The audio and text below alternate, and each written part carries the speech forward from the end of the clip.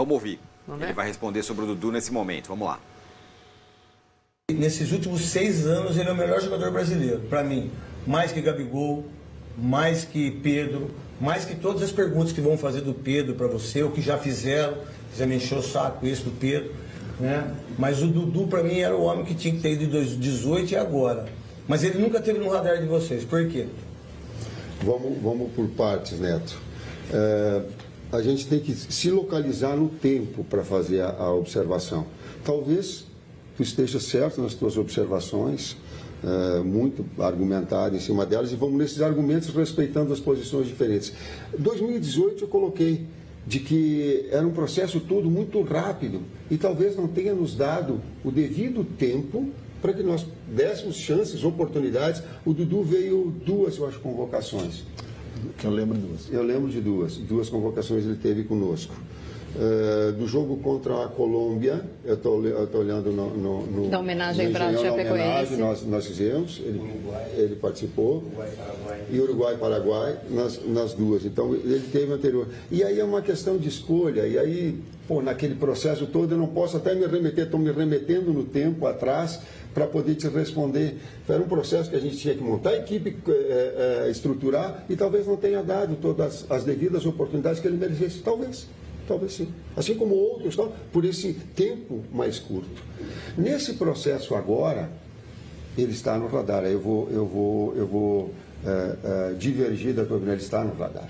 Para mim, o melhor jogador ontem do Palmeiras foi o Dudu. Foi o Dudu. Para mim, individualmente. É disparado. Para mim, no jogo, foi. Inclusive, no segundo tempo, o crescimento do Palmeiras, ele se deveu... Mas sabe por que eu te perguntei isso? Porque ele, taticamente, é o jogador que você gosta de tática. Você é o treinador... Volta para compor. Você é o treinador que... Eu já te falei isso várias vezes. Há muitos anos atrás. Você é um treinador para dirigir time italiano.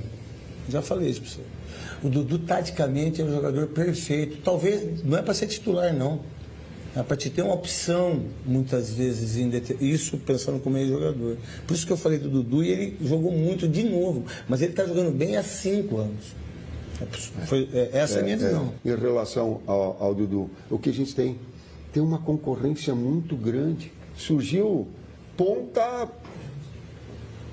Aí ela começa, o Dudu concorre, sim, concorre com o Martinelli, concorre com o Vinícius Júnior, o Neymar não, porque o Neymar está para dentro. Função. Ele concorre com o Rafinha, que ele concorre com o Antony, com o Rodrigo, com o Rodrigo, que são os jogadores que tem. Para mim ele só perde para o Vinícius Júnior e para o Rodrigo, então...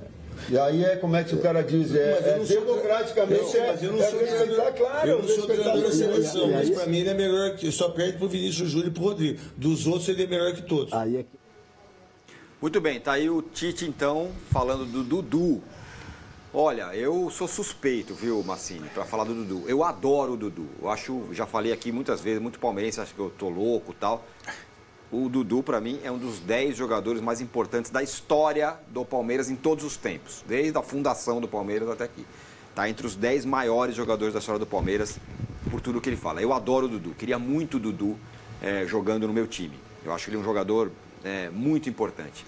O porém que eu faço quando a competição é com esses outros caras, com o Vinícius Júnior, com o Antony, não sei o quê, não seria porque esses jogadores, eu não estou falando que esses jogadores são peladeiros e não táticos. O Dudu é um cara que o potencial dele aparece no dia a dia, no treino e tudo mais. Aí o treinador consegue moldar ele da melhor forma possível. O Dudu já foi vários Dudus no Palmeiras.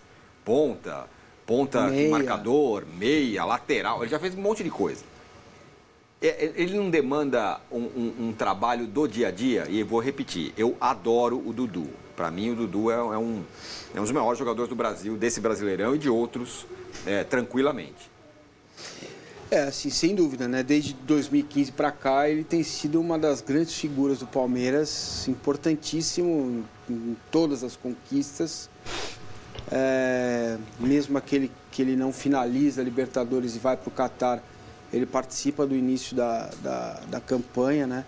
É um jogador muito decisivo. Agora, você tem razão nesse aspecto do dia a dia, né? Do trabalho que precisa ter com ele no dia a dia, mas para mim tem outra questão fundamental. Ele não joga fora do Brasil e aí ele não tem adversários jogando como ponta que os outros que estão convocados têm. E esse ambiente faz a diferença. Então, para mim, é essa a questão. Que não é um preconceito da parte da comissão técnica em relação ao jogador que atua no Brasil. É simplesmente entender que o nível do futebol jogado na Europa, nas principais ligas, é diferente do nível jogado no Brasil. Eu acho que um jogador que atua no futebol brasileiro ser convocado, ele precisa ser muito diferente, características e tecnicamente, dos seus concorrentes na Europa. Por isso que a gente está falando do Pedro, porque se você peneirar, não existe um centroavante brasileiro atuando em qualquer lugar do planeta com a característica e com a habilidade do Pedro. Quando o Neto fala do Dudu, eu concordo em parte. Ele acha o Dudu melhor do que o Antony e o Rafinha. Só que são jogadores completamente diferentes. Até porque, como o Neto, o Antony e o Rafinha são canhotos. Isso faz uma diferença brutal, porque o Tite achou um time jogando com um canhoto pela direita. Isso tem uma diferença grande na ideia dele. Então, na verdade, não joga Vinícius Júnior e Rodrigo ao mesmo tempo, né? Joga Vinícius Júnior e aí com um canhoto do outro lado, Rafinha ou Antony. Então, acho que a questão aí não é um menosprezo pelo Dudu jogar no Brasil. E acho também que aqui nos 5 anos de auge do Dudu no Brasil, talvez até o auge dele já tenha até passado. Ele já é um jogador perto dos 30 anos e tudo mais. Então, 30 anos, em 30 ponto. anos, né? O Massini sempre fala isso, é bom a gente deixar claro, porque não é uma questão de... eu acho que existe... por isso que acho que o Tite, ele enfatiza 2018. Eu acho que para esse ciclo, a coisa da idade também já foi determinante. Sim. Não que jogadores que atuam... talvez ele seja o melhor jogador do Palmeiras... desse time pelo histórico todo. Talvez não atualmente. Ele continua sendo um dos melhores jogadores do Palmeiras. Mas a gente teve um momento do Danilo, teve um momento do Rafael Veiga, está tendo um momento do Scarpa. Todos os jogadores mais jovens, de outras funções, que estão tendo uma temporada brilhante. Então, acho que a questão do Dudu... O Tite é um cara muito... aparece. Ele pode não ser, às vezes, contundente, mas quando ele responde, ele deixa claro. Ele diz, pode ser que em 2018 eu tivesse que ter dado mais oportunidade, mas dessa vez não. Foi isso que ele falou. Foi basicamente foi isso que ele falou. Ainda aí surgiram os pontas que concorrem com ele. Ele não falou que são melhores, ou que são mais rápidos. Mas deixou claro. Mas deixou claro, deixou claro. Bom, e o Tite também falou, claro, sobre a sua saída da seleção brasileira. Ele não vai continuar na seleção brasileira. Vai entrar o meu volta, será? Aconteça o que acontecer. Quando ele falou isso, eu falei, volta. Ele seja campeão, não seja campeão, ele não vai ficar na seleção brasileira. E ele falou um pouco sobre isso também na entrevista para a Marília, para o Neto, para a Glenda. Pro Elia. E pro Elia. Vamos lá.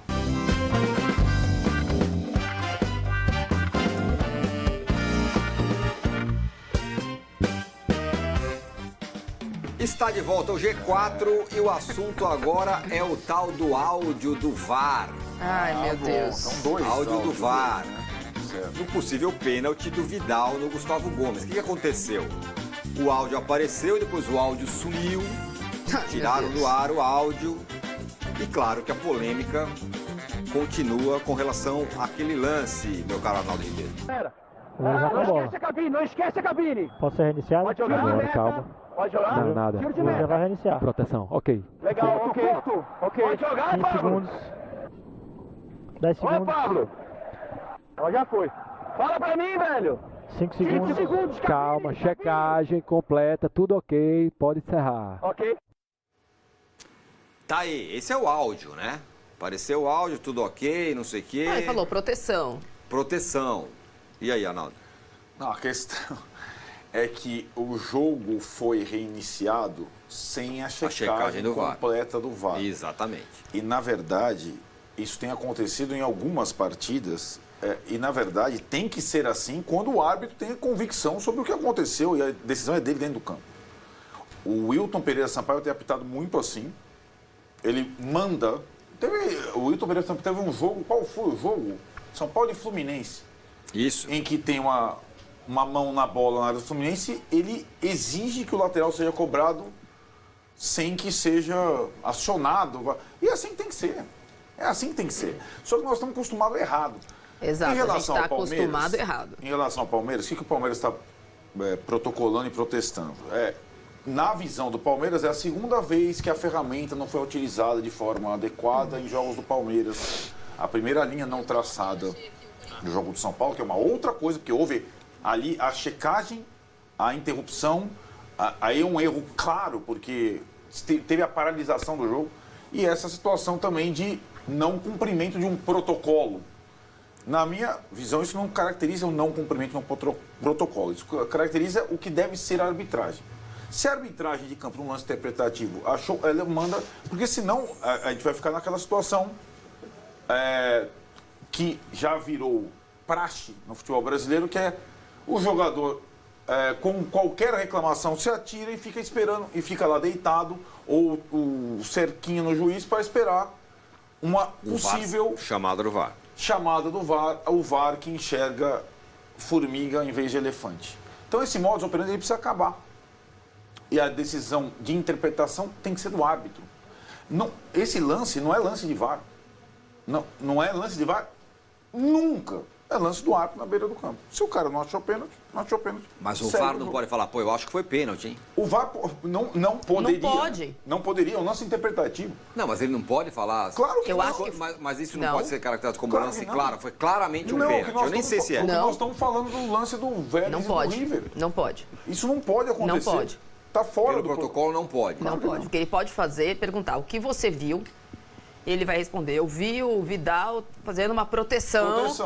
Foi isso que ele viu, foi isso que aconteceu. Mas a minha pergunta é, o cara do VAR pode falar assim, não, mas ó, o juiz, você não viu que na verdade o Vidal deu uma cotovelada na cara não, do Gustavo ele tem que falar Gomes. possível pênalti. Ele não pode falar o que foi, Então, mas ele nem não pode como falar foi. possível pênalti? Não. Ele fala o cara ele do não VAR pode falou falar. proteção. A voz proteção é do VAR. do cara do VAR. É do VAR. Ah, aí já mudou de figura, Massini. Aí o problema é que é o protocolo. Muda toda hora. Não, o protocolo não muda toda hora. O protocolo é o mesmo. Interpreta o protocolo de acordo com a sua conveniência. Mas o árbitro e o árbitro que está no VAR rasga o protocolo toda vez. Rasgam, isso é Então verdade. é só sobre isso. É disso que eu estou falando. Teve um Sabe o que? Se você pegar o áudio do VAR, os 90 minutos, seria pedagógico. Isso acontece, igual eu falei da história da linha do VAR no jogo do São Paulo. Eles não traçam nunca. Aquela hora apareceu. Se a gente ouvir o jogo inteiro com o áudio aberto do VAR, que é como a gente faz o lixo do curso do VAR, você emburrece, é o tempo todo assim. Eles conversam o tempo inteiro. Então, quando a gente fala protocolo, já está errado. Porque o juiz não deveria ouvir o tempo inteiro. E o juiz ouve o tempo inteiro. Você sabe se ele ouve? Não. Possivelmente, né? Pelo como o pé. Como é que você sabe que ele não ouve? Como é que você sabe que quando ele está prestando... Por que você acha que hoje, na minha humilde opinião de observadora de jogos seguidos, por que você acha que eles deixam todo lance acontecer? Muito dificilmente um juiz apita um pênalti em campo. Porque eles ouvem o tempo inteiro. Eles ouvem o tempo inteiro. Então, esse que a gente está ouvindo agora, porque é um lance que chamou a atenção, a gente está ouvindo. Se a gente ouvir os 90 minutos, você vai ouvir provavelmente, possível cartão, possível não sei o quê, lateral invertido, você inverteu uma falta. Eu não sei o que eles falam. A reclamação do Deveria Palmeiras... todo mundo ouvir o jogo inteiro, para ver o quanto eles interferem sem serem chamados. A reclamação, independentemente se foi pênalti ou não, e já teve gente falando que sim, que não e tudo mais. A reclamação do Palmeiras agora, ela procede ou não procede? É o mesmo princípio da reclamação do VAR do pênalti do Caleri. O Palmeiras não está protestando contra, ele não sabe até hoje se foi impedimento ou não do Caleri. Mas o que ele protesta é que não tenha sido cumprido o protocolo de traçada da linha. Mas essa é diferente, né? Porque a traçar linha é obrigatório, chamar não é obrigatório. Sim, exatamente. São duas coisas. Mas o Palmeiras não está protestando contra pênalti, está protestando contra a não checagem do VAR no tempo. O que o Palmeiras está fazendo é o que os jogadores fazem em campo, que fica pedindo para o juiz e no VAR. Não teve o cara do VAR falando... Não acabou a checagem, né? Você viu que eles... Não acabou a checagem. O jogo recomeça e o lance não foi devidamente checado. É isso. São coisas, tem em todos os jogos. Tem uma coisa curiosa que aconteceu e passou despercebido, porque daí o São Paulo se classificou, a América foi eliminada. No jogo São Paulo e América, na Copa do Brasil, tem um lance de pênalti para a América, né? O Reinaldo. O jogo já tinha reiniciado. Já tinha reiniciado. O pênalti que foi pênalti. O pênalti foi dado e foi O pênalti foi dado, o jogo já tinha reiniciado. Sim. Lateral. Também é diferente. Também não foi só a feito cobrança assim. lateral. Tava com a bola no pé. Cruzou. Aí o árbitro não poderia ter feito isso, em tese. Entendi. Então, aqui, o que ele faz?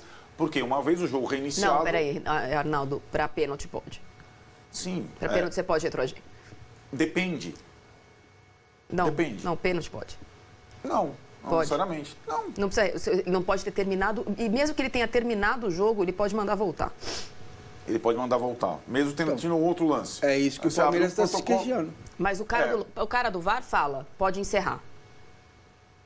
Fala depois, né? Não, ele fala, proteção, o jogo já está acontecendo. A gente não sabe, pode encerrar, pode ter sido depois do encerrado. A gente não sabe nem a gente pode nem saber se o VAR é editado, a gente não sabe nada, a gente não ouve nada. Mas o pênalti é uma coisa que você pode retroagir. Então vamos lá, para deixar claro para não ficar louco.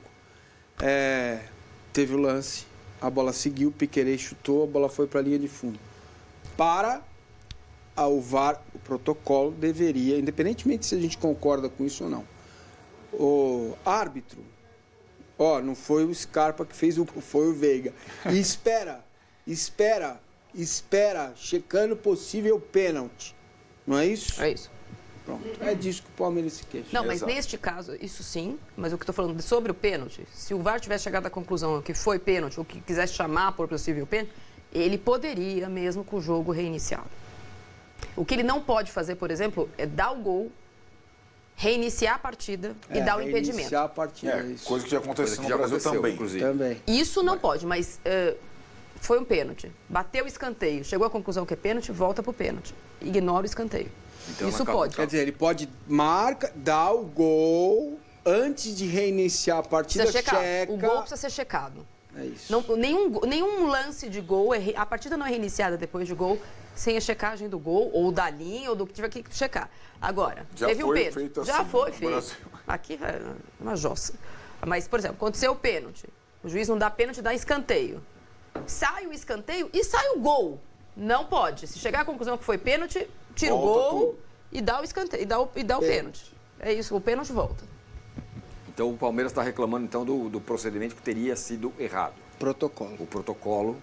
Eu nem sei se está reclamando, mas não, tem alguma nota sobre isso? Eu não vi. Uma nota do Palmeiras com relação a esse lance ainda do Vidal. É curioso, né? Porque a arbitragem de um árbitro novato ela foi boa. E ela está marcada por duas questões. A súmula do gol do Scarpa em vez de Veiga e dessa situação do final do jogo. Mas, gente, isso aí pra mim não tem importância nenhuma. O cara trocou lá o nosso, fez confusão também. Isso aí. Quantas vezes? Pô, gente, eu vivo chamando você de Tirone. Pô, isso entendeu? É verdade. Isso aí, né? Pô, vamos também, né? E ele que vai apitar Corinthians e Fluminense, né? Isso, ele é bom árbitro, ele parece ser um dos melhores. Ele mesmo. Sereno, ele vai apitar, foi premiado com Corinthians e Fluminense. Muita gente falou, o cara que errou o nome do cara tá premiado. Eu prefiro um cara que erra o nome do gol do que erra uma outra. Ele fez uma arbitragem boa na minha avaliação do Palmeiras e Flamengo. O Palmeiras está fazendo o que o Gustavo Gomes não fez em campo. Gustavo Gomes que diz que não foi pênalti. Pois é. Bom, e por falar em arbitragem, ontem o Internacional bateu o Avaí no encerramento da rodada. Com o nosso... Não é por conta nem do pênalti que definiu o jogo no final. Não, por conta do pênalti. O Mano Menezes foi expulso. Puxa, Brasil.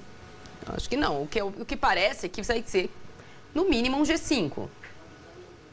Né? Ou pela Libertadores ou pela Copa do Brasil. O Atlético só tem e ainda tem Libertadores com o Palmeiras.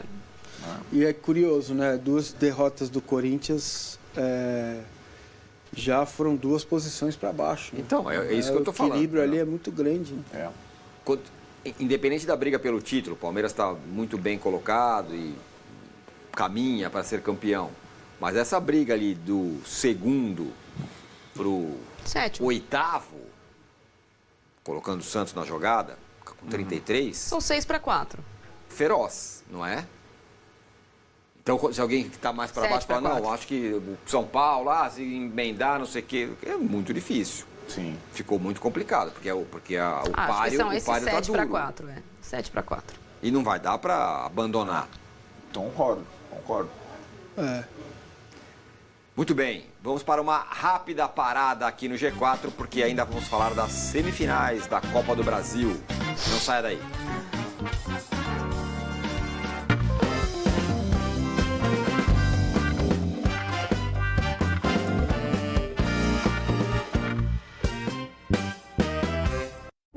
A gente volta amanhã, meio-dia.